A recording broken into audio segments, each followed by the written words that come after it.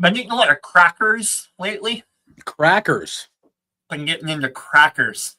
What's your favorite cracker?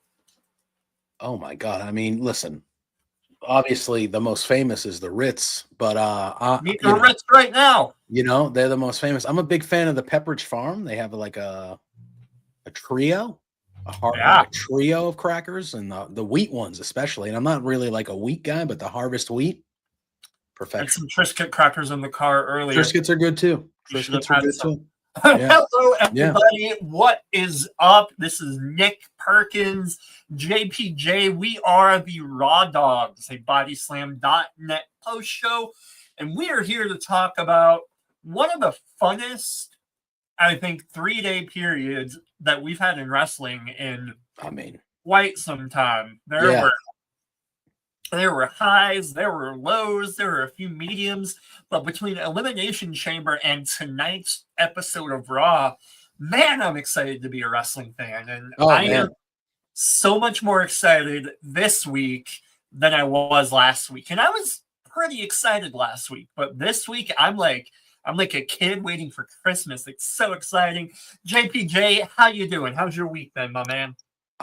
Week's been all right, man. Week has been good. I mean, Elimination Chamber was one hell of a show. A lot came out of it. Like, not only were the matches good, but a lot of stories, and obviously big time stories came out of that. And tonight I thought they continued it. We are definitely on the road to WrestleMania. We are definitely on the road to the WrestleMania, and that things got escalated pretty quickly these last 3 days with Chamber and Raw tonight. Pretty quickly. Boy, did they. I feel bad for doubting them. And I know last week we told people, give them some time. We'll give them a little bit of time to see if they know what they're doing. And turns out they do. They know exactly what they're doing. Yep. 100%. 100%. Well, before we get into Raw, obviously we've got to talk about Elimination Chamber. And we'll get into that final segment of Elimination Chamber. But besides that, just as a whole, what did you think of the pay-per-view? I thought it was great. We have our buddy Josh popping in the chat saying hello, Josh. Welcome in. I thought look, it started off hot with you have the women's chamber match and the Jade Cargill situation. Yeah, what a great start. Right at the beginning, it's Naomi and Liv, and Jade Cargill's music hits immediately as the bell rings. She's coming out. I thought everybody acted their part to perfection. I thought Liv looked scared shitless, like she was about to just get her ass kicked. Naomi was nervously looking at Bianca. Bianca was, in the pod, and then Jade gets in there and Jade just beats the absolute brakes off of Naomi. And I thought Bianca crying and smashing the pod. And, it was Oscar Sunday the next day. I think she was putting on her Academy Award-winning performance in that pod, Bianca. Yeah. It was excellent. I think she put on the best performance of that. I felt it was incredible. Yeah. My cat decided, he was like, "Oh, you're talking Elimination Chamber. Let me come on in." But yeah. And then the match itself was good. And then Bianca ends up winning it. And I think there's obviously more story to go with that and that whole thing. Oh, yeah. I thought the tag match with Trish was what it was. It was to have a legend showcase, but I thought that match was better than I thought it was going to be. I thought that was solid. That gives Trish puts Tiffy over. It gives Trish the hometown win. That's fine. I thought KO and Sammy beat the crap out of each other. I thought that was terrific. I was happy. KO got the win. I thought he needed the win. And then we got the Randy Orton return, which is the fifth biggest thing that happened on the show. Man, poor Randy keeps getting passed over. I was going to say, he comes back at Survivor Series and gets overshadowed by Punk. He comes back at Elimination Chamber and he gets overshadowed by probably his biggest rival ever, John, at the end of the show. And that whole thing that happened there. You know who I really feel bad for is Cody Rhodes, because he dropped an F-bomb. Yeah. An unedited F-bomb that was if the John Cena thing didn't happen, I honestly think the unedited F-bomb would be the thing that most people were talking about leaving a limit, because that was a sizable moment as well, a purposeful, unedited F-bomb. He really emphasized it too. He went in. He went in. Yep, and everyone's losing their mind, and then 10 seconds later, it was holy shit, they're going to turn John Cena heel. Like, they're actually going to do this. And it was like, wow. Before that, what do you think of the match itself and all the combatants in it? I thought it was good. I thought they told a lot of stories. I thought they told the Drew Priest story, and I thought they did it well. If you would have told me that Drew McIntyre was going to be the first person eliminated, I would have not believed you. But I think they actually did it very well. And he looked shocked and angry, and they're clearly going to go him and Priest or that's what it feels like at Mania, which, look at, is that where both of them want to be? Probably not, but they're too big, like not only physically big, but they're big guys on the roster. Like they matter. I think that, it's better than them not being on the card, right? Then I thought the moments between Punk and Cena were really fun. I thought Seth played a good part in this whole thing all the way through. I thought he was kind of the catalyst of the match, Seth. Yeah, and then you get John in there, and that whole thing with Cena, and we all knew it was going to be Cena and Punk as the last two. We all knew that, that was as written as it could be. But I thought the Seth part of it, even after him being out, and the way they did that which led to the finish with John and Punk, I thought that was perfectly done. I thought it was perfectly done. And obviously we saw what happened at the beginning of Raw tonight, like holy moly with Punk and Seth. And then obviously John gets the win, which a lot of us thought would happen. He wins the Chamber. He's going to Mania to fight Cody. And I don't think we all thought it would go the way that it would over the next 20 minutes. But yeah. And then we get to the segment, and it is what it is, man. So at first, I was watching Elimination Chamber with a couple buddies of mine, and at first, I kind of thought that, did Seth Rollins just turn heel? Because that's just kind of like he's out of the match and attacking. It felt very heely, but then after tonight, kind of feels like they're still just going to stick with these guys just fucking hate each other. Yeah, just cannot stand each other. Yeah. Yeah, but I did think that was a great way to have CM Punk lose. I agree. Make him tap out to the STFU. He was passed out.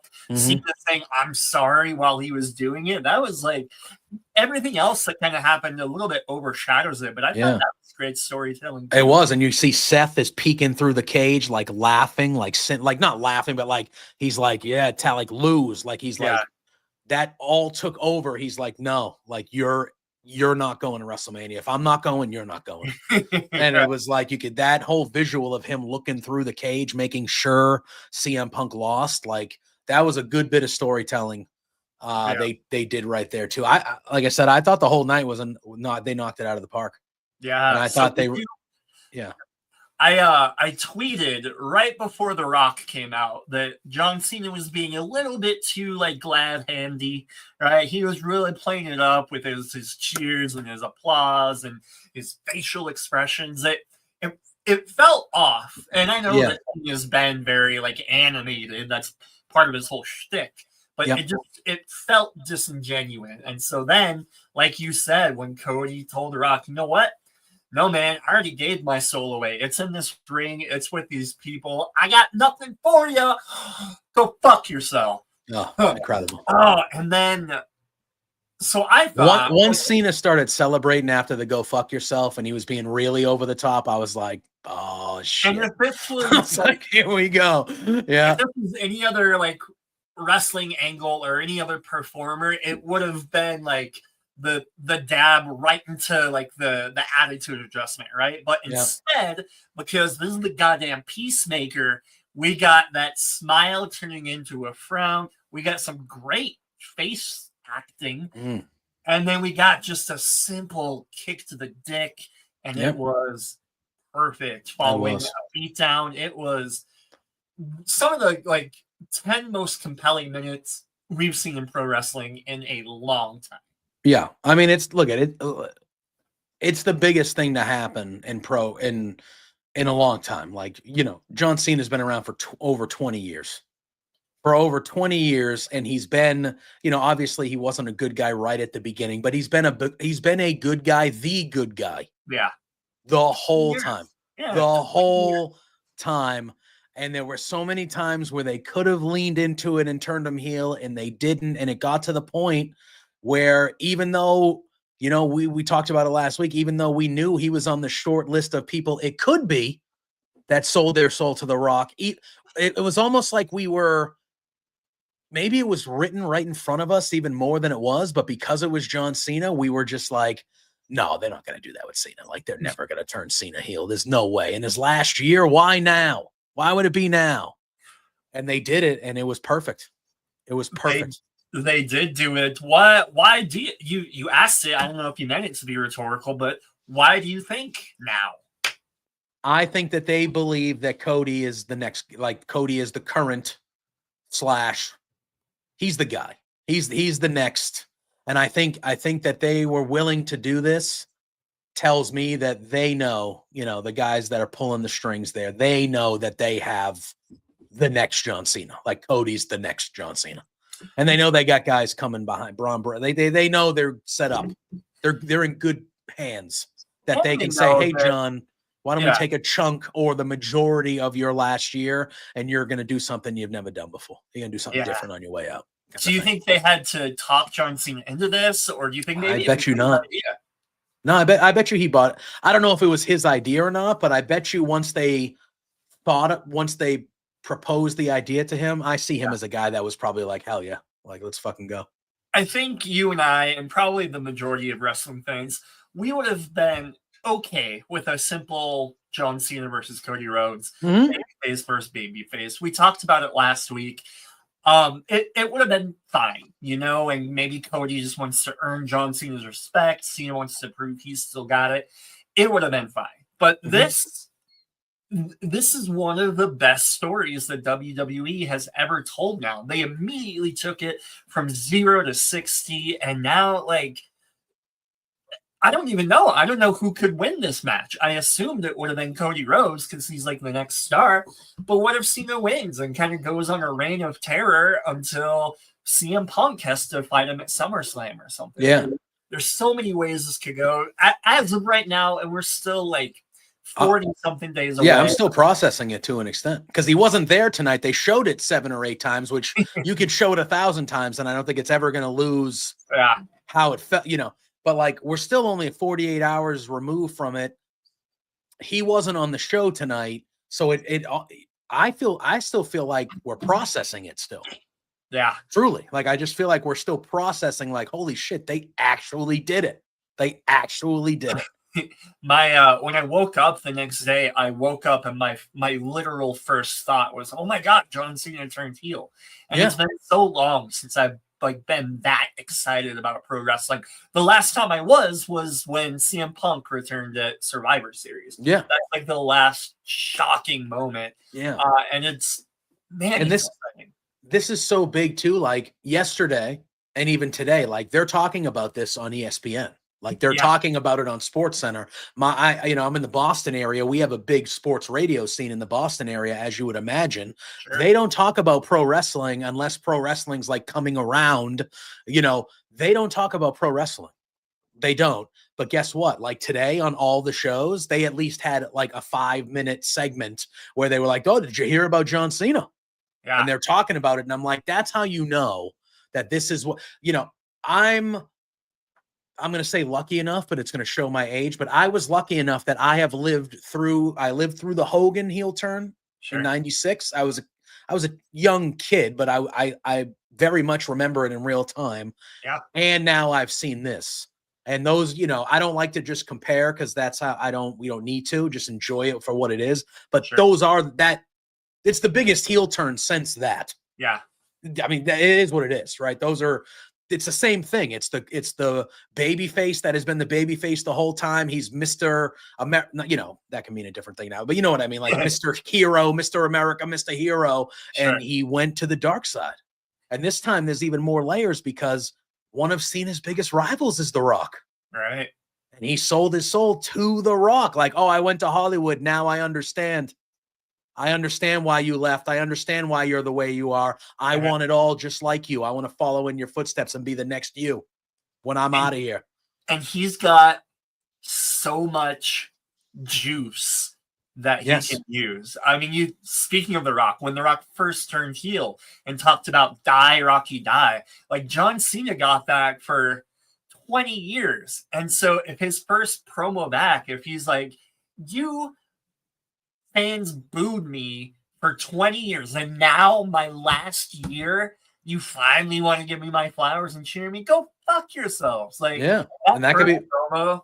Like, I can only guess what the ratings would be if they announced Cena for a promo segment like that. That could be the highest rating WWE's gotten in years. Yeah, 100%. And they should let him go. And he should say that. And he should say, hey, you know, I'm a professional. I came out here and I was a professional. And I was who I was supposed to be. And I was who I wanted to be. He goes, but if you don't think that I remembered every single one of you who chanted John Cena sucks, you're out of your minds. And now guess what? Guess what? You all suck. And like, you know, kind of whatever. Not like, you know what I mean? But like, he should remember, just like die, Rocky, die. John Cena sucks could be his die, Rocky, die. Yeah. And that's what he should kind of be like. You people have been rooting for me to do this for 20 years. Now what? I do it and you don't like me now? All right. Now I'm the bad guy, even though for 20 years you wanted me to be the bad guy. So make up your mind. It's gonna be very good. God, the road to WrestleMania is going to be so exciting. We still have 40-something days. I'm sure we've got tons of entertaining segments coming up. Let's get into Raw, because this was also, I mean, kind of in the shadow of what happened at Elimination Chamber. But this was a pretty great show in and of itself, just kind of outside of what happened at Elimination Chamber. Obviously, we started with CM Punk opening the show and kind of coming through the backstage area, doing that cool entrance like they like to do. And man, brother CM Punk was fired up. He addressed his enemies Eddie Kingston style. And this is the fire that we've wanted from CM Punk since he's been back. This is the CM Punk we've been waiting for. Yeah. This is none of this. Oh, it's happy to be here. No. This was, I'm pissed off. I'm here to talk shit. Yeah. I'm going to talk shit about everybody. And he even asked, I love how he went to the crowd. Say a name. Someone say a name. I'll talk shit about everybody. And McAfee's like, The Rock. And he's like, okay. And he goes, right, where's the camera? And he brings he goes in, dude. He wasn't holding any punches. Like he went in on The Rock and he said some stuff that not a lot of people say about The Rock. Yeah. And he did that. And then he turned it over to John and he talked about John, because we are 100% going to get that one-on-one. And now it's as Cena as a heel. Yeah. And Punk the good guy. Yeah. So now we're going to get that. And then obviously as he starts to talk about Seth, who, as Punk said, had his whole attention, Rollins comes down and they had a real good brawl. And they just went for it. They went, and I'm glad they did. I didn't want any bullshit. Like, just they went for it. They brawled everywhere. One of those pull apart brawls where they get away 3 or 4 separate times. They don't stop. We saw that this one happened even during the commercial break. They still got together and brawled in the crowd. And then later on in the night, they met in the back again. Like, this was good shit. And this was specifically, this was the CM Punk that I and we have. Like, this is my CM. I don't care that he's a good guy. Sure. I don't like. Do I prefer him as a heel? Yeah, sure. But like, I like CM Punk as a good guy. He's a great good guy. Yeah. But I don't need the crowd pandering. That's not who CM Punk is. This is who CM Punk is. CM Punk is at his best when he's got a chip on his shoulder and when he's got something to prove. And boy, does he have a chip on his shoulder. So he kind of alluded to it. They brawled throughout the show, and then later on it was announced next week, Madison Square Garden, they're bringing the cage, brother. It's Jimmy Snuka versus Don Morocco. I love it. They're bringing back the old school cage. They are, and we'll get through it as we go through this show, but they're balling out that show at MSG next week. Are they bringing back? Did I miss something? Are they bringing back the old school cage? No. I was just saying they're just bringing like a steel cage match in MSG. That would be incredible if they did. If anybody would kind of be on their ass to do it, I feel like CM Punk would be on their ass to do it. He'd be like, "Give me the blue cage, just one time, just give me the blue." But they're really that whole card they're setting up for next week's Raw at MSG. They're making it a big deal. And as they should. They don't go to MSG nearly as much as they used to anymore. So it should be a big deal when they go there. So you're a Boston guy, so you're kind of close. Have you been to a show at Madison Square Garden before? Yeah, I got to go to one. It was oddly enough, It was Survivor Series 2011 when The Rock came back and tag teamed with John Cena against The Miz and R-Truth. Yeah, and that's when Zack Ryder. That's when Zack Ryder got the biggest pop of the night, and he out popped The Rock. I was one of them. I was a big Zack Ryder guy at that moment. Although I love Ziggler, though. Ziggler's one of my all-time favorites. Yeah, but yeah, that was the only show that I've gotten to see at Madison, so I can check it off. But it's been a long time. It's been a long time. I went to one. I lived in the Hudson Valley for about a year, and I went to a show at Madison Square Garden. It was a Raw, and it was fine. Like they brought out the Austin, they brought out the Undertaker. I think not for anything huge, but to be able to see like Stone Cold Steve Austin and the Undertaker in Madison Square Garden, like there really is. There's an energy there, and you can feel it. It feels different. Agreed. I agree big time. Hudson Valley, you lived, huh? Yeah, right around Poughkeepsie, which Poughkeepsie's a dump, but the Hudson Valley, the surrounding area, absolutely gorgeous. I'd love to go back there. Well, I don't know if it's. I assume it's near Hudson Valley, but one of my favorite breweries in the world is in Hudson Valley. Hudson Valley Brewing. Okay. So I don't know. I don't really know if they. I don't. Is Hudson Valley an area or like an actual town? It's an area. Okay, it's like so I assume they're somewhere in that area. But fantastic brewery right there. Yeah, it was great. I would go back and live there again. We'll see what happens. As of now, I'm in Wyoming, and I was in Wyoming tonight when, after the CM Punk stuff, we cut backstage once again to some dissension within Judgment Day. Dom keeps saying that he wants to bring in another member. Who's it going to be? Who's going to be the member, Jay? I said it last week. I'm not moving off it. Right now, I'm just getting a vibe about AJ Styles. Yeah. I'm getting a vibe about AJ Styles. I don't really know why. Last week we talked about it, but him and Liv have a past. They used to team together for a little bit. Him and Finn have a past. I'm getting a vibe with AJ Styles a little bit. I'm getting a vibe. You know, if it leads to AJ Styles versus Finn Balor at WrestleMania, then gimme. Yeah, I think they're going to be a part of a multi. I think the way that I feel like they're going is like Braun Breaker, Finn, AJ, and maybe like a Kaiser or Penta or something like that for the IC title. Like it's going to be a multi-man IC title thing, and I think AJ, Finn, I think all those guys are going to. Sheamus maybe. I think all those guys are going to be involved. I think that could be a great match. I also think somebody posted it on Twitter now that, and we can talk more about it. Like, let's just talk about it now. So rumor is Penta is out, or Ray Phoenix is out of AEW. He's coming to WWE imminently. That'll be exciting. Do you think that they could do like a Penta and Ray Phoenix versus Motor City Machine Guns versus Street Profits versus DIY in a tag team ladder match? I think they could. I'm intrigued to see what they do, because I heard that news earlier today too, that he's like kind of officially free out there, which is good. And the assumption, I mean, look, they were supposed to come in together, right? Right. I'm intrigued to see how they do it though, because Penta has gotten so over. And I know we're going to talk about him in a little bit because he was on this show. But Penta has gotten so over. Like we all kind of knew he would, but I feel like he's gotten even more over than we thought he would. Yeah. So like I'm intrigued of like, do they still just stick to the plan and like Ray Phoenix comes in and like they're just a tag team, the Lucha Brothers are just there, or do they do something different because Penta has gotten so over solo? Sure. And I was going to ask you about that. If Ray Phoenix coming in, do you think it would halt his singles career? Or that's my thing.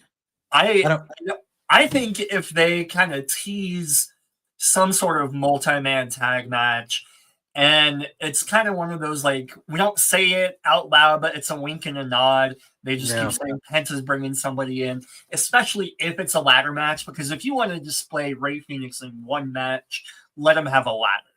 Right? 100%. And then they could kind of do it like they did with the Hardy Boys once Jeff got really popular, where they are still a team, they'll still team together, but also Penta's going for the IC title. Yeah, they're kind of doing their own thing. Yeah. So I don't know. It'll be exciting nonetheless. Congratulations to Ray Phoenix, I'm sure. It'll be great.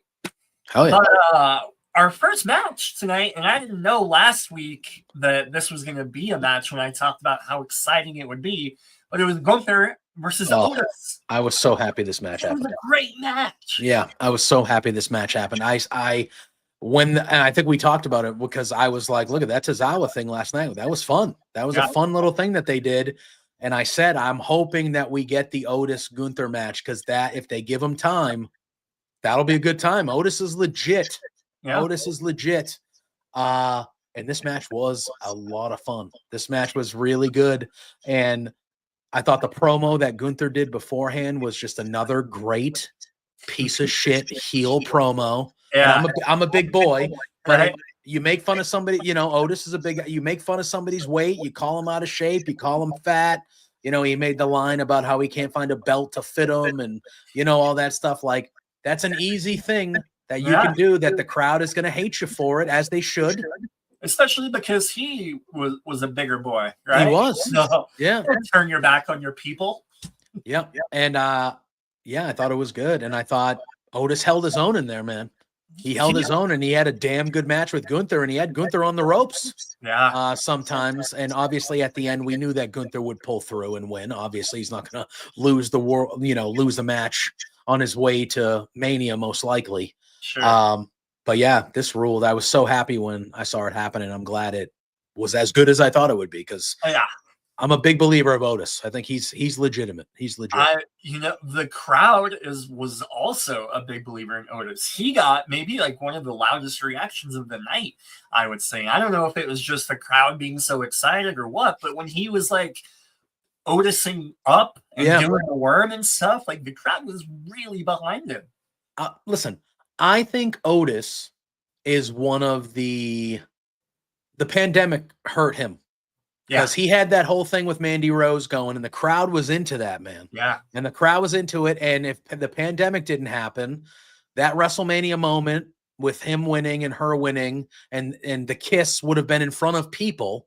Yeah. And that would have been majorly over for Otis and them as a duo. Like, you know, and then he did the Money in the Bank stuff, and that was kind of weird because it was pandemic. Like, I think if the pandemic doesn't happen, Otis would have gotten popular and over way sooner.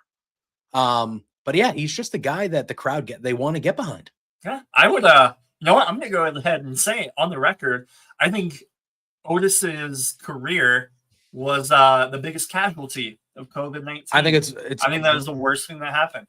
I think so. I think he was on a part, like, was he going to be a main eventer? I don't think so, but he was going to be like an upper mid card type guy.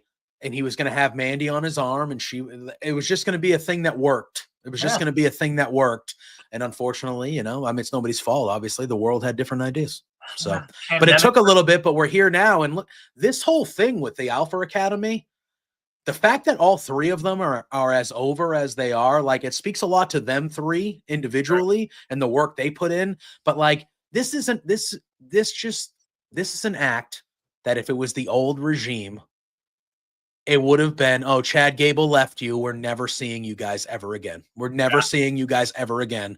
And they've maximized, like, look what we're seeing. We're seeing Tozawa versus Gunther and Otis versus Gunther. And it's like, these matches wouldn't have happened before. Or if they did, it would have been 30 seconds. Exactly. And we're seeing like actual entertaining matches where like the crowd and us at home are getting behind these people. And I think that just speaks a lot to everybody involved. Yeah, absolutely. So the match was great. Eventually, Gunther got the win with a very solid powerbomb. Speaking of that, I'm just curious about your opinion. Who do you think in the pantheon of professional wrestling, who had the best powerbomb? Ooh, Batista's. Yeah, Batista bomb is very good. Sure, but that's kind of like a sit down. You know, I was always a big listen. He didn't do it as good his whole career, but early on, I was a big fan of the jackknife powerbomb from Diesel when he actually like used to do it kind of violently. Yeah. And I was also a big fan of Sid, Psycho Sid. Sid Vicious had a good one as well. And if you want to count, do you count the last ride as a powerbomb, or is that its own move? That's its own move. Okay, so yeah, I would say those three are probably the three that stick out. Batista's, I would probably rank one if I had to. Okay. Yeah. I also Sid and Kevin Nash were my two favorites. Loved the jackknife, especially like you said, when he would like kind of lift him up very casually and just instead of like having his face in between their legs, he kind of had him off to the side. Yeah, would just drop them. I thought that was so cool. I remember being a kid and seeing a VHS of it was some In Your House, but it was Diesel versus Psycho Sid, and to me that was like a dream match. I couldn't wait to rent that from Blockbuster and bring it home. It was fun. Batista Bomb, that was a great move. It was a great sit out power bomb. How do you feel about Gunther's power bomb? I like it. It's quick. Like there's no shooting around it. He just kind of just does it. I like the way he does it. Gunther, to me, I like how Gunther can win a match in multiple ways. We've seen him win a match in 3 or 4 different ways. Yeah. It's usually either a sleeper or a power bomb. Those are the main 2 I feel like he goes to the most, but he's won with other stuff as well. And I like that because he does whatever it takes. That's why I like Gunther, is he's this dominating champion, but he will beat you any way he has. If he has to make you submit because that's easier for him, that's what he's going to do. That's what he's going to do.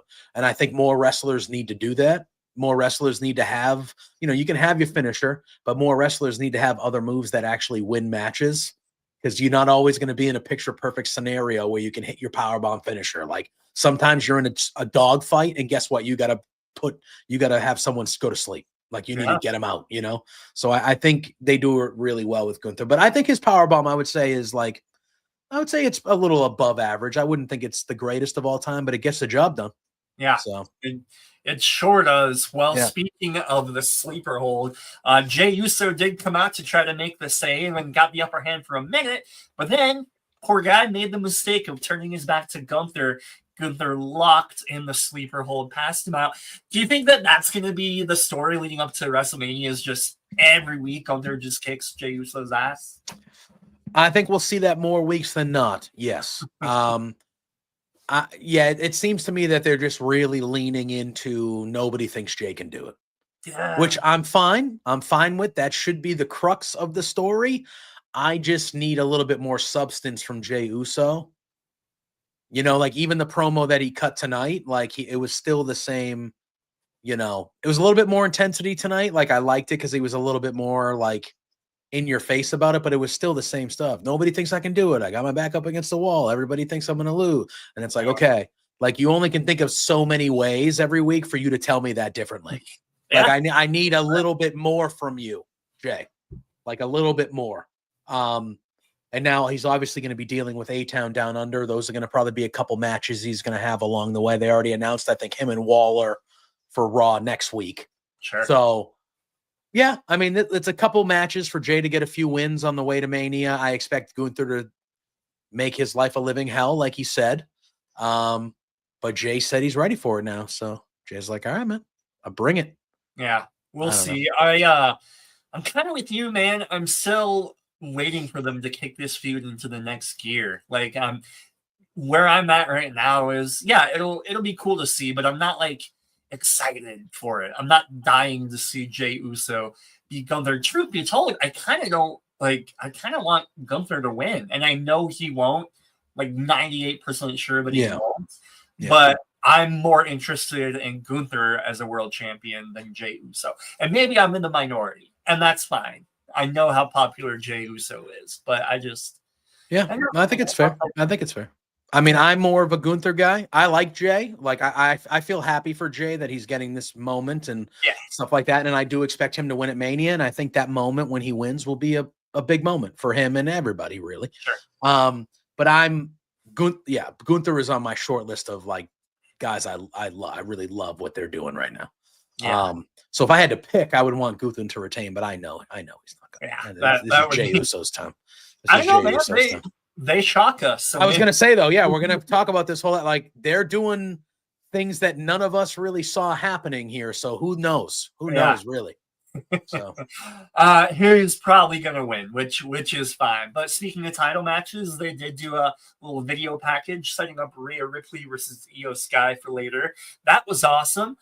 We also got kind of a split screen of Lyra Valkyrie and Ivy Nile walking backstage. But then we cut to AJ Styles doing a little interview with Kathy Kelly. And he talked about the Cena turn, and that was great. I think one of my favorite parts of the night was when Karrion Kross came and just like the creepy girl that had the crush on you just like leaned on AJ Styles like that. I thought that was the funniest thing of the night. And then AJ's like, what the hell? Wait, what? And then just his whole reaction to it. Karrion Kross is slowly winning me over. I haven't been a huge fan of him, but stuff like that where he can like show his personality more and be kind of a little weirdo like that. Yeah. That really impressed me tonight. What'd you think? I for the last like 6 months or so, that type of stuff that he's been doing, like with the stuff with Xavier Woods, the stuff with The Miz, the stuff with Sammy. Now tonight he did it with AJ. Like this stuff that he's doing, the backstage stuff like that, he's been good. He's been downright good. He's becoming one of my favorite characters on Monday Night Raw. Yeah. And then when you add in the stuff that he does on his own on his social media, like he knows what he's doing. Like he's becoming someone that matters. And like everybody that he deals with on the show, like character-wise, they change. Like everybody. Yeah. So it's kind of like, I've been really digging what they've been doing the last handful of months with him. I don't know where it leads. Like, I don't know, a lot of people were thinking that maybe it would lead to him and Sammy at Mania or something like that because KO seems to be going in a different direction, but I don't know. But I've really been digging this last half a year or so what they're doing with Kross. Yeah. It's different. It's just different type of stuff.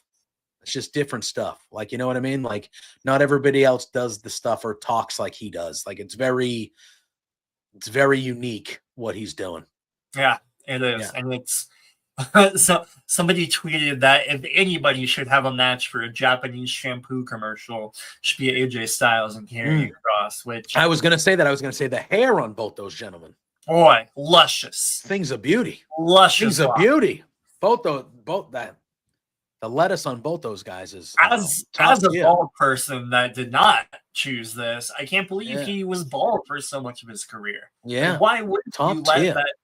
Yeah, because they were with Kathy Kelly, who has nice hair, and I was like, AJ Styles and Karrion Kross both have better hair than Kathy Kelly. They do. It's incredible. They're like 20 years older than her too, as well. They're like, what the hell?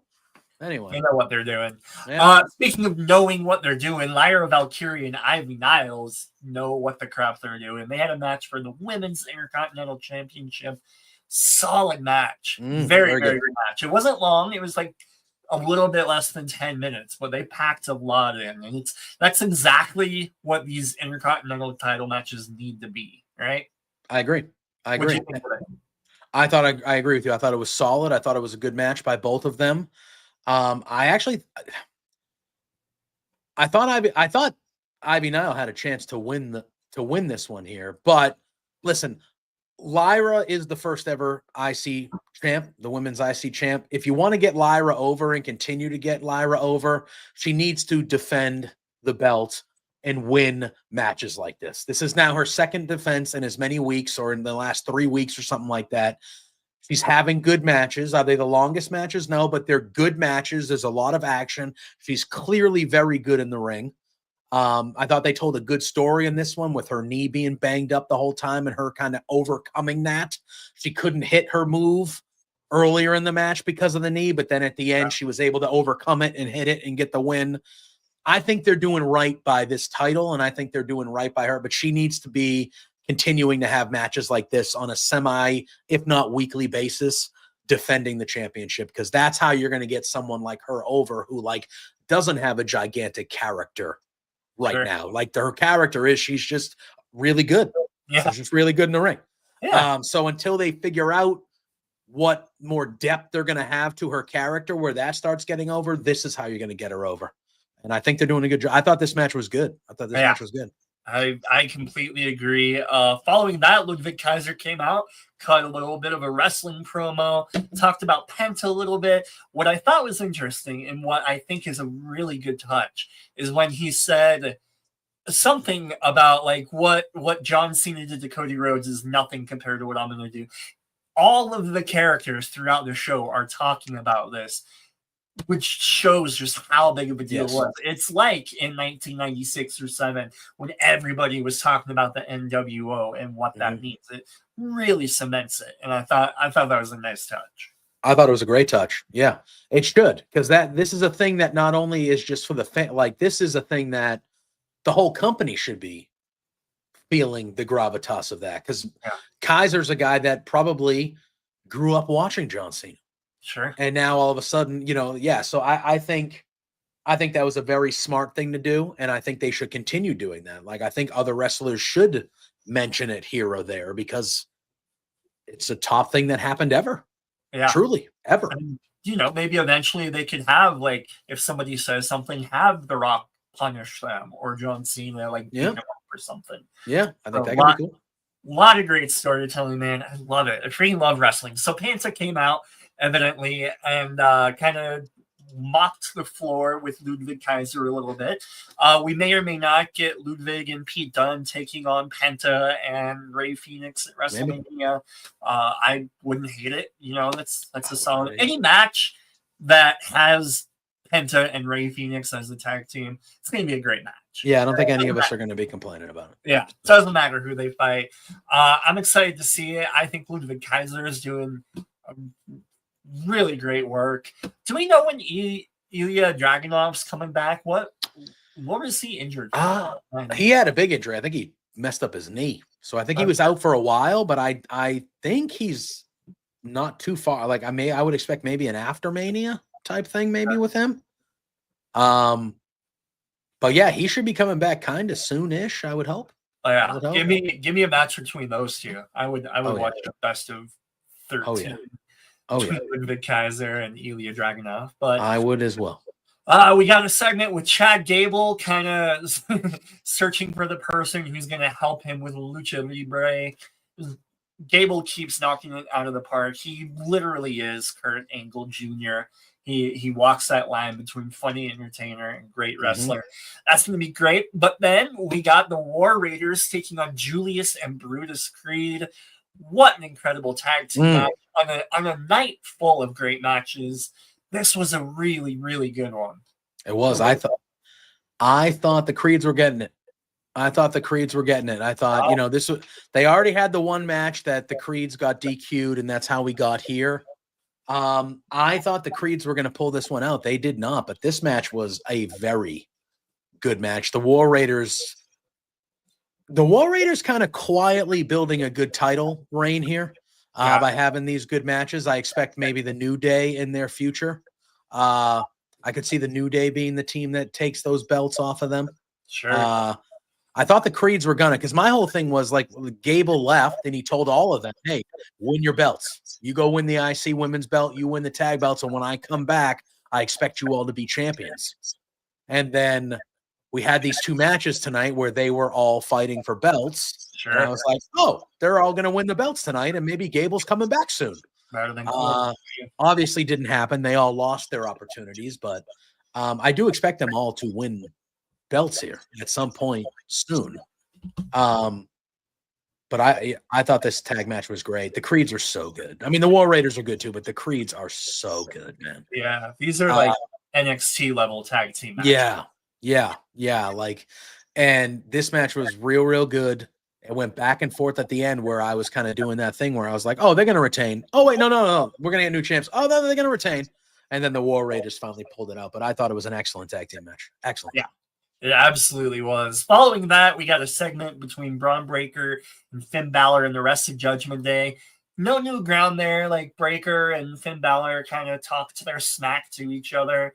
The interesting thing was that Breaker was going to go spear Finn Balor, but Dominic pulled him out of the way. So that was good. Carlito ate the spear. So always happy to see that. You think you said you think it'll be like a multi-man match? I do. I do. Look at sense. We have a lot of time before WrestleMania. There's like 6 weeks. So like, could they do a one-on-one on the way there? And that's how they get, maybe. But I'm just getting the vibe because Braun, you had Braun and Finn tonight, right? A couple weeks ago, Braun and AJ had a thing. Braun and Penta had a look a couple weeks before that. So I feel like there's been these little things that, and then you have like the Kaiser stuff with Penta. I just feel like there's layers with all these guys that like they're kind of intertwined with each other a little bit. At least Braun seems to be intertwined with people, like multiple people.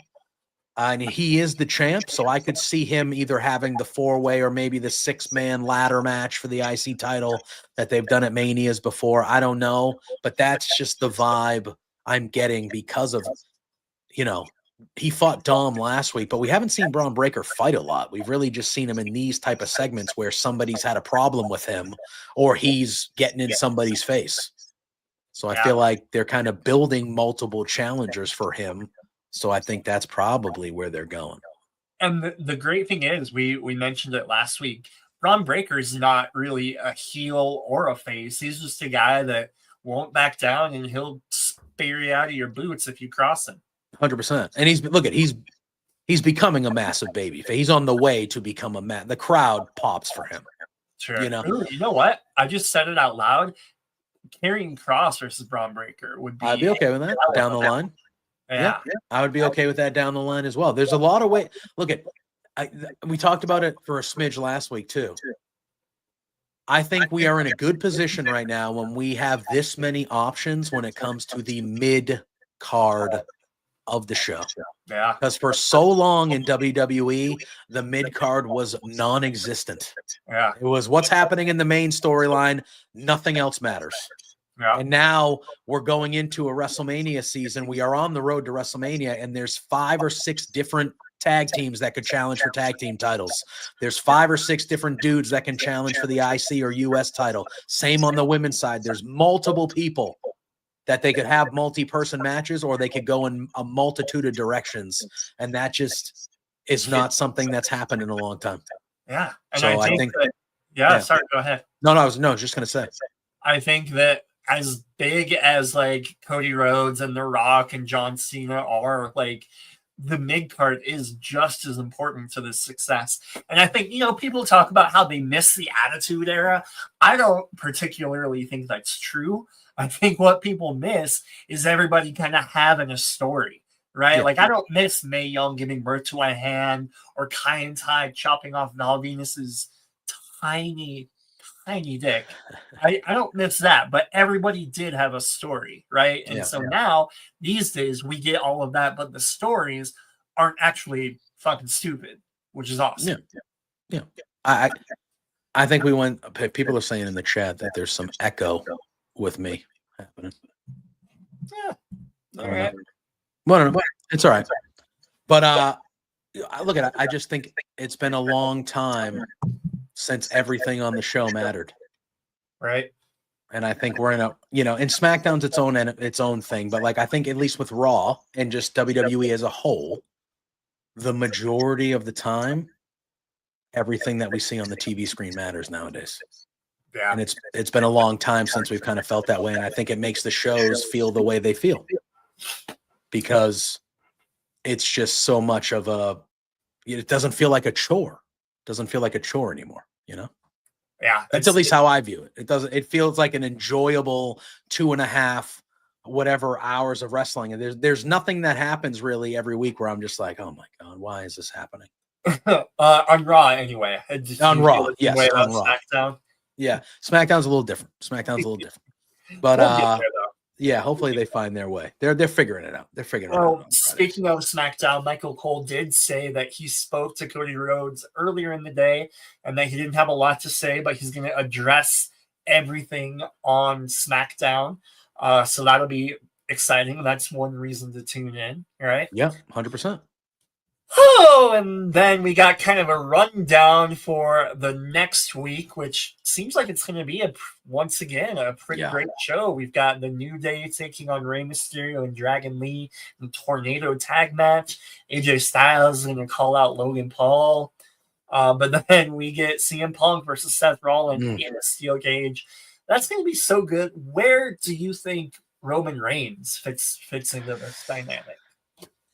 Oh man, I was wondering if we'll see Roman next week. MSG Raw hasn't been around the last couple weeks. Obviously, wasn't at the Chamber. I don't think he was on Raw last week. He hasn't been around in a few weeks.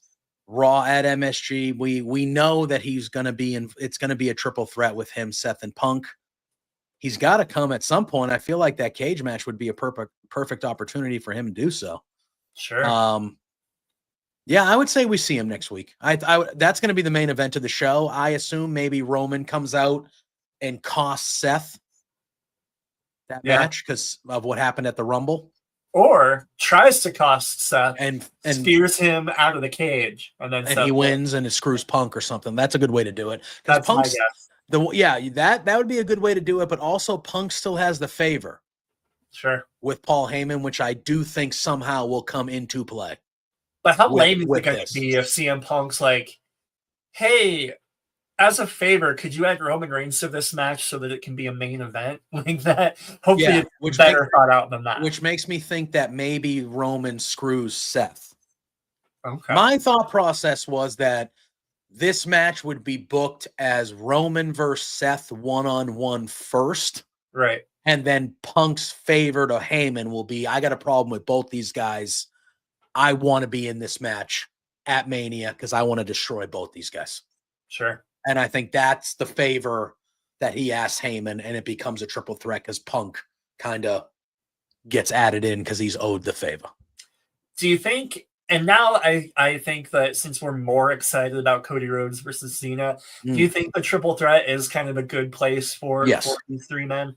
Yes. Because I'm better about it. Yeah, and now that we know and we saw what happened on Saturday and we know that John Cena is full heel now and he's with The Rock, that match can be one-on-one because that's the way that happened on Saturday. Not knowing that was the way they were going to do it, I was hoping that it would end up being Punk, Cena, and Cody in the triple threat at Mania. But now, after Chamber, that's a big time. Look at those three dudes, Seth, Roman, and Punk, and like that's a high-profile, big-time triple threat match with those three guys.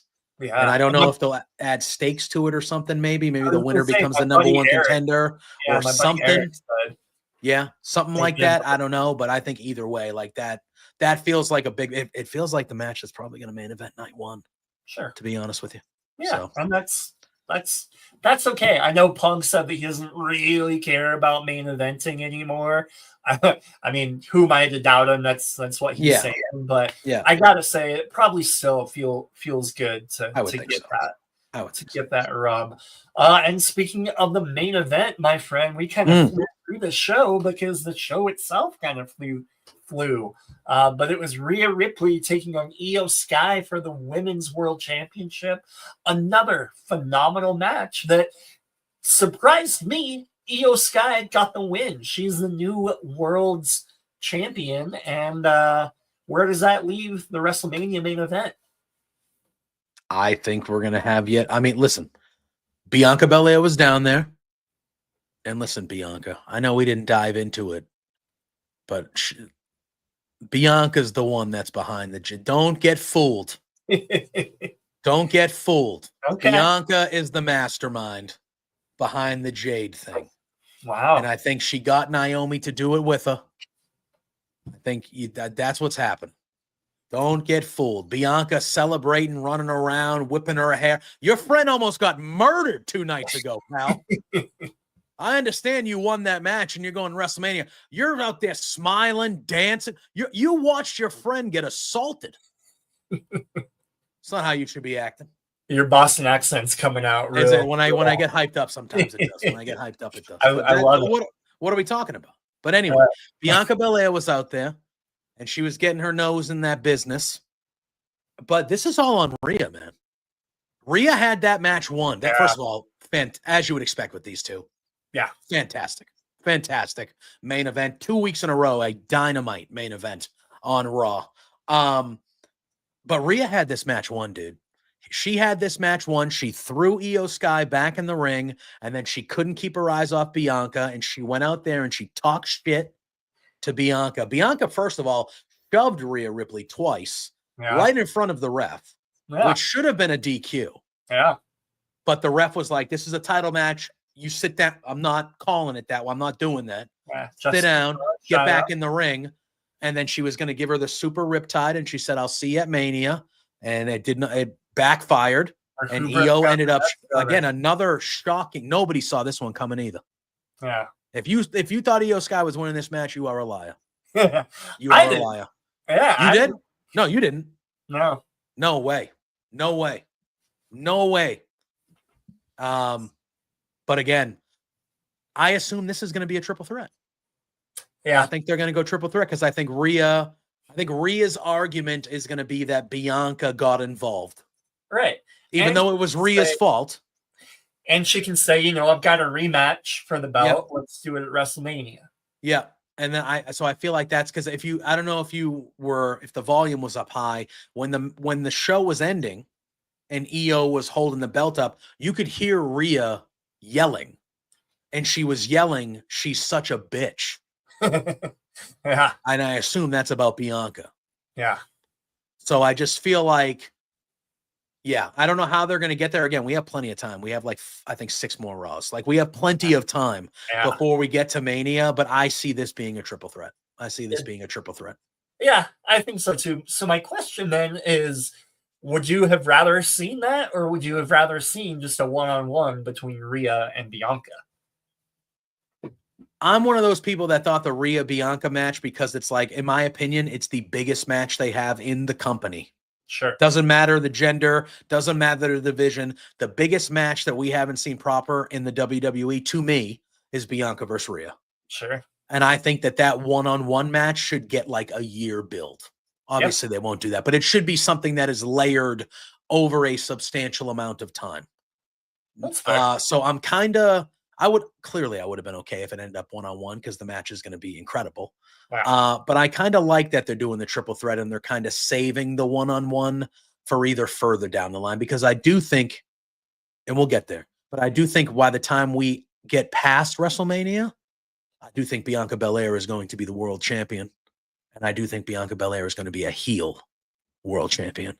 And then a babyface Rhea Ripley chasing heel Bianca Belair for the title is something I will be a part. You can gladly get a year out of that from me. I will enjoy that if you want. Yeah. And I think that's how you do it. I think that's fair. And they really could. They could start the year-long build the night after Raw. You could if you wanted. You could tease it, because I do think Bianca and Jade could be a I think that could be the SummerSlam match for the title if they wanted, and that's a huge match. And then does Rhea win the Royal Rumble again? And you can do it, but I think next year's WrestleMania it will be Rhea and Bianca one-on-one. Yeah, I think that's probably where we're trying to go to. But I think it starts with the triple. It started tonight, really, but I think it starts with the triple threat as a catalyst to get us to whenever they do it. So with that being said, do you think WrestleMania, and we only know a few of the matches, but do you think WrestleMania is kind of leaning too much on these multi-man or woman matches? Is it going to start to feel like WrestleMania 2000, or do we still have some time before you're going to judge them? I think we still got some time to see how they truly play out, but I get it. You don't want to have too many triple threats, multi-tags, stuff like that. I get that. But if you have one multi-tag match a night, you do the ladies on one night, you do one of the dude titles on the other night. If you have 2 big triple threats on each night, one with the guys with Seth, Roman, and Punk, and then you do this one with the ladies, I think it can work. And again, this is not, and I also feel like the amount of talent that is going to be in these multi-person it's just, we're at a level now with the depth to this roster that probably hasn't been seen since the Attitude Era. They have people in the mid card that would be world champions on a dozen different wrestling rosters. You know what I mean? Yeah. So they're loaded with talent. So I feel maybe this is the Mania where we have 5 or 6 multi-person matches. I personally don't mind them. They always do them well. Sure. It is what it is. It is. But I think that's fair. And, you know, like fan stuff aside, just as human beings, of course we want as many people to be able to fight at WrestleMania, live their dreams, get the payday. And like you said, like the way these matches are laid out now with all the talent involved, it's not like they're not going to be great Oh, of matches. course, yeah. You know? They're gonna be terrific. They're gonna be Yeah. terrific. Like, are we gonna be complaining if it's IYO SKY, Bianca Belair, and Rhea Ripley at Mania? Oh, this is like the third triple threat. Okay, well, the three we had are Punk, Roman, and Seth, IYO, Rhea, and Bianca. And then if they had what do you complain about those matches? Why would you complain about that? You know what I Yeah. mean? So I think Triple H is Triple H. I was going to say, I think WWE has nailed triple threat matches for like a while now. They're usually always pretty friggin' good. Yeah. So if you want to throw a couple at me with arguably three of the best guys in your whole company and three of the best girls, I think we're not going to be upset about that. I think we're going to be very, very happy about the quality and the outcomes of those matches. So. Yeah. Well, the quality and the outcomes of Raw tonight was very, very good. Like I said, like it just kind of flew by, which is always it's always fun. If it's getting to a point where they're leaving you wanting more, that's what you want. It's exactly what you want. Before we head out for the night, I do want to talk a little bit. I heard a rumor that JPJ loves gaming. Is that? Can you confirm that? I can confirm. Are you going to get WWE 2K25 when it comes out? It's already pre-ordered. It'll be available for me on Friday. I will be streaming it on my channel on JPJ Loves Gaming on Friday morning. All right. We'll be live at 10 a.m. What did you get? I got the PS5. I got the Undertaker. I got the my thing is I wanted it, so I got the 7 days advance for the pre-order. So that's what I wanted. There were a couple things on the Bloodline. I think the Bloodline version is the coolest cover, but I don't like physically buy video games. I usually just kind of download them on the PS5 so they're good to go. Sure. And the Undertaker version was the cheapest version to ensure that I would have the 7 days early. So that's what I did. Yeah. But I'm very much looking forward to it. Yeah, it'll be available for Friday. On Friday for me, we'll be streaming it on Friday on my channel over on the Twitch. So we'll be playing it most of the day. So 10 a.m. Eastern time, I'll be live. So I usually go live and I play throughout most of the afternoon. And Friday is going to be WWE 2K25 day. So that's a great way to spend a Friday. Damn right. Yeah. What are you most looking forward to with that game? I want to check out. I want to see how they do the island. Yeah. I'm a huge GM mode guy, and I think the fact that you can do online GM with your friends now up to 4, that's dope. Yeah. That's dope, and that creates a lot of cool stuff. You know, I like all the modes in WWE. I usually play the shit out of it. But I'm a big sports game guy in general. So like I play NBA 2K and they have the neighborhood, which is like the career mode where you go to the city and there's different shots. I have a feeling the island is going to be like a rough wrestling version of that. So I'm very intrigued to see how well they do it in year 1 of trying that in a wrestling game. And I'm just excited. So that's probably what I'm going to be diving into first. Yeah. But GM mode is usually the mode that gets the most miles from me. I like a good GM mode. Get the draft and build your roster and build the stories, the feuds like that. That's really where I really like digging in. Yeah, that'll be fun stuff. Do you like the idea of like having to go through the island and spending like fake money to like buy like creator wrestler parts? That seems kind of annoying to me. So I don't mind the grind. Like I don't mind if there's things where I have a problem, and 2K is one of the ones that, like, don't get me wrong, I love their games, but they're one of the ones like, I have a problem when you can tell that it is specifically there so they can make money.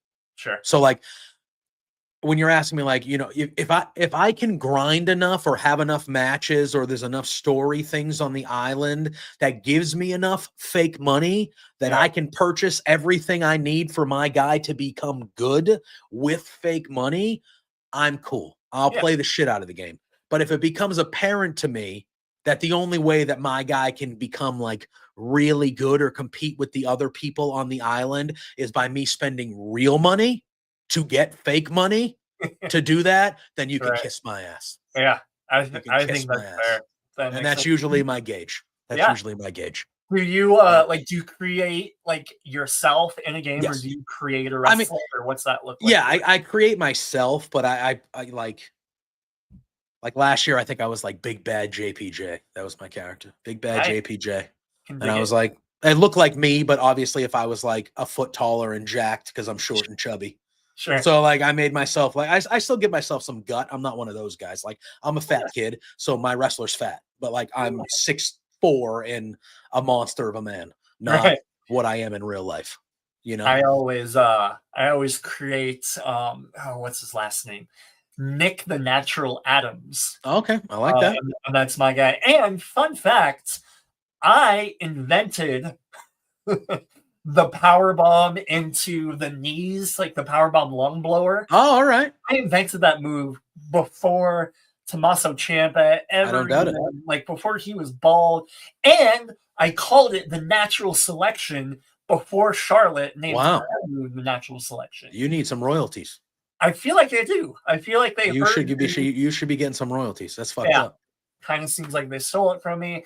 That's okay. We're all here for a good time anyway. Cool. Well, that'll be fun. That's a great way to spend a Friday. We'll talk more about it next week and kind of get your reaction overall. Is it too late to pre-order so I can get it? No, I think you have up until either the day before or when you have up until maybe not the day before, maybe by Wednesday, but you can still order it if you order it within the next day or two. I think you'll be all right. I will think of that, and I'll probably get the Undertaker version too. Yeah, because I think the standard version is 70. Right. The Undertaker version is 100. Yeah. So it's 30. It's $30 more, but you get it a whole week in advance. Plus, you get some free extra shit on the island and other modes. And then the Bloodline version, which you get all the stuff in the other versions. Plus you get more Bloodline stuff, is like 120. Yeah. And I was like, do I want for me? Yeah. The most important thing to me was I have the 7 days early, and you have the thing that you buy with one of those pre-orders where I get all the DLC the whole year. I get all the DLC. I don't have to buy them separately. I just get them. Those are the two most important things to me. The thing that stands out the only thing that I'm not even going to say upset, that's strong, that I'm not getting because the blind is they're coming out with a Nation of Domination Rock character that you specifically can only get if you pre-order it, the Bloodline version. So the fact that I won't be able to get the Nation Rock character, but like wait a day and then download it. Yeah, that's not right. Yeah, that's not worth an extra $25 to me. Yeah, it's just not. So what's going to be the first match that you play? That I don't know. I'm probably going to dive right into the island and just see what it does. Yeah. So it might be just a regular match with like my create a guy that I create. Like I don't know what kind of events or like what kind of modes they're going to have inside the island. Like I don't know if you create your guy first and then you go on the island, or you go on the island and the story starts, then you create. I don't know. But it's probably going to be whatever first match or event or something I run into in the island. But I don't know. There's a lot of characters that I'm interested in. I love Yokozuna. Yeah. So like I'm interested to because the storyline mode is also the Bloodline. Right. So you're going to be able to get, Umaga, Yokozuna, Mr. Food. Like you're going to get a lot of wrestlers that I'm kind of probably want to dive in. But they got intergender in this one too. So you can do some intergender matches, which would be cool. So you could do a Johnny Gargano and Candice LeRae. Yeah. You can do like Rhea Ripley, just fucking dudes up and winning dude titles and shit. Like, yeah, dude, let's go.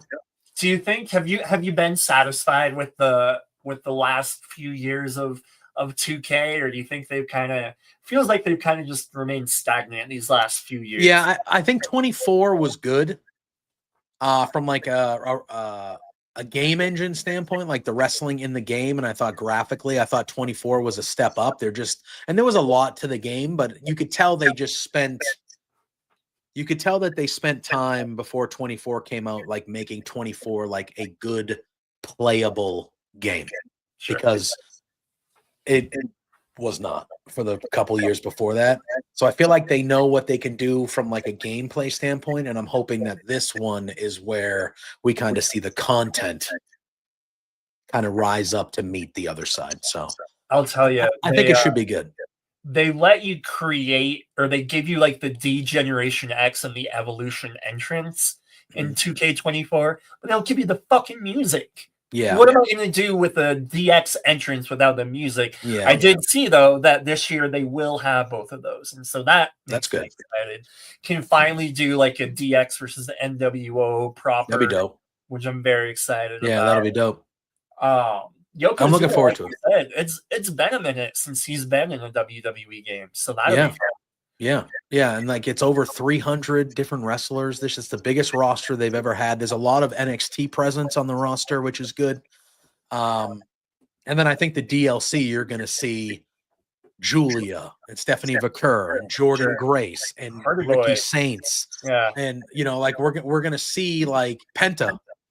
Yeah. Penta's not in this game at release. You know what I mean? Like we're going to see some real cool DLC content, and even one of the developers said there's going to be like out of the box characters that he can't, like wrestlers that we're all not thinking of that they're throwing into the DLC. Friends again. Yeah, well, maybe. But like I want to see some, like I want Demolition, bro. Demolition just signed the Legend contracts. Give me Demolition. Sure. Give me the Legion of Doom. Like I want, again, I want old wrestlers in this, but yeah, I'm excited, dude. It should be a lot of fun.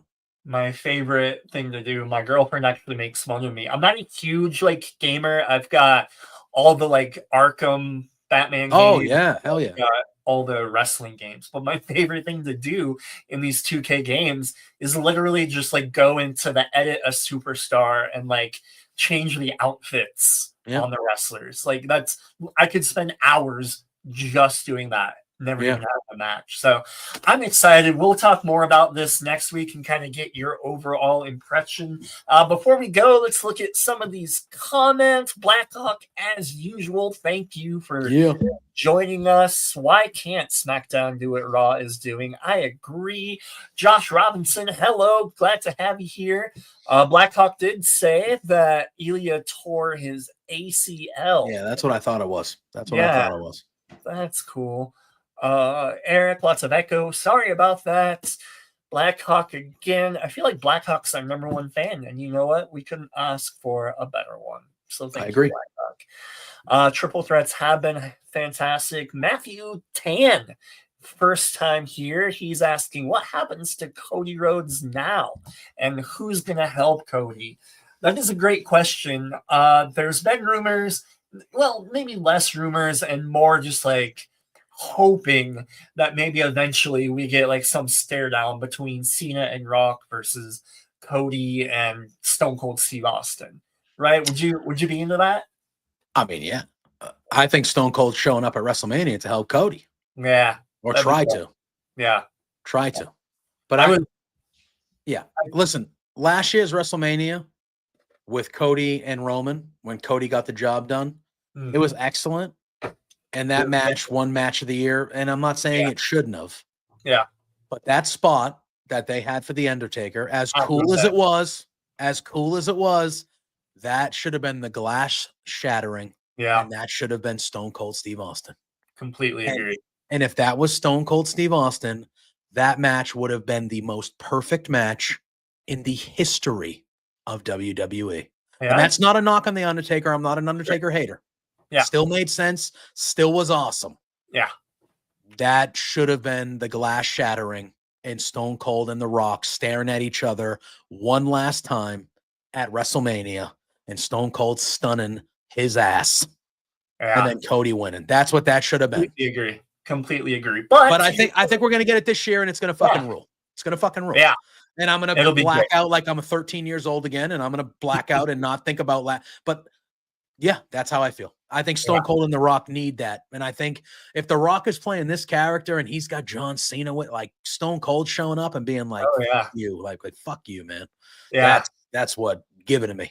Give it to me. And maybe if Austin is still feeling pretty good by the next year, maybe then we finally get Punk versus Austin, right? Yeah, maybe. You never know. I mean, he fought 2 years ago against Owens, and he looked pretty. He took a suplex on the friggin' concrete. Oh yeah, he looked pretty good.